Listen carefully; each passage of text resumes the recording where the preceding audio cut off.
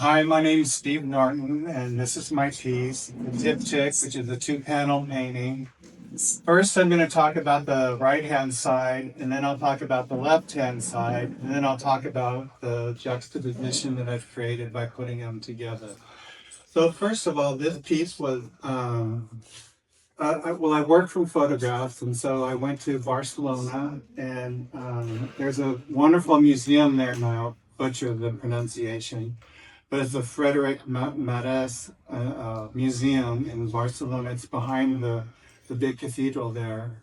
And in that, the museum was founded by Frederic Mares in 1948. And this guy collected so many sculptures and little bits and pieces of historical buildings and things. And he was an artist and a sculptor himself. Anyway, his collection is now this amazing museum where you can go, and it's probably one of the best sculpture museums. I mean, museums with sculpture in Spain. So anyway, they're in this one of the galleries. I took a picture of this sculpture of the Virgin, and it's a polychrome, and I believe it was a wood sculpture. And then what I do for the past 30 years, I've been teaching Photoshop. I recently retired from the community college system, but so what I do is I take old things, new things, whatever, and I reinterpret them on the computer and software. So this piece, I wanted to reinterpret the Madonna or the Virgin using digital techniques, and so that's why I didn't bring it in a way to the present, and yet it still has, obviously the source of the history of the past. Okay, this next piece, this piece I was created in Photoshop mostly. And what I did was I took this image of it's actually from a cemetery in Scotland, in Edinburgh. Yeah, I went to this museum there. Contemporary Art Museum was way on the outskirts of town. And it was very difficult to get a taxi back from the museum to the center of town. So there were three of us, we started walking, and we came upon this cemetery that was probably, just centuries old. And so we kind of just meandered through the first little section of it. And I took a picture of somebody's marker. It was as big as those two pane windows there. And brought it home. And then what I did was I cut out the center, which was the person who died's name and all that stuff. And then I digitally put in a sky and sunshine and that whole thing. And then I oftentimes put in my own skies. I make rain, I make thunder and lightning. I do it all on the computer. So what I'm doing here is talking about this side of it's totally different from that side of the piece. This piece is more about my interests are in quantum physics, astrophysics, cosmology. And so I'm interested in time, how time relates to physical matter, the cosmos, and our place in the cosmos. And so this piece is kind of like this layering of different times within one image. So you have the rain, and then you have the sun, and then you have the history. And so and is it supposed to be this equals that? No, it's not that literal.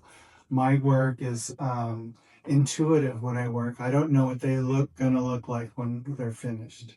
I start out with a concept. I'm reading books on cosmology and physics, and I start piecing things together and things happen.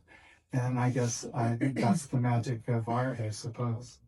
So anyway, in the end, I decided to put them together, these two pieces, for this show, since the title of the show was Renaissance, and I thought that figure and spirituality and Renaissance, of course, go together, and also science and technology. So with the juxtaposition, my feel in diptychs always makes people think, and so you come up with your own interpretation.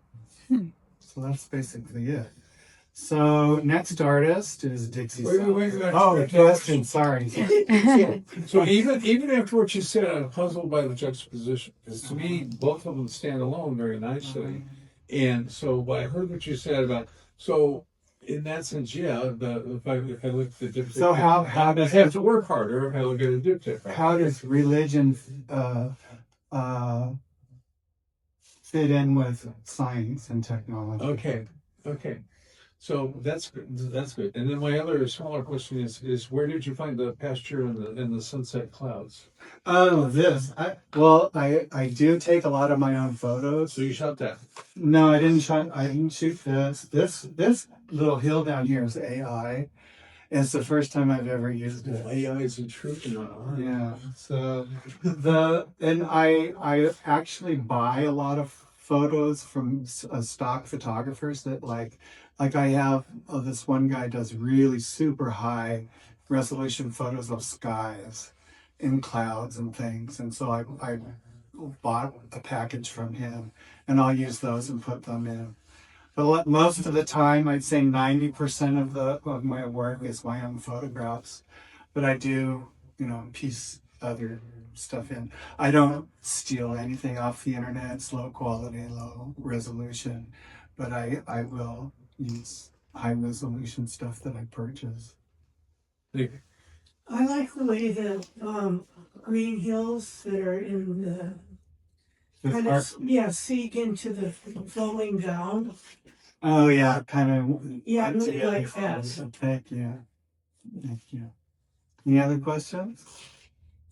So if I remember correctly, you print the images onto canvas. I mean, right? Yeah. You have a machine. I have a big giant 44-inch wide printer, and I print them on canvas. Then these are on panel. What I found, I used to just stretch them on stretcher bars, but they're flexible and they can dent. So I started printing them on. Stretching them on panels. So this is a wood panel, so it's hard. So they can't dent when I stack them up when I'm not using them or showing them anywhere.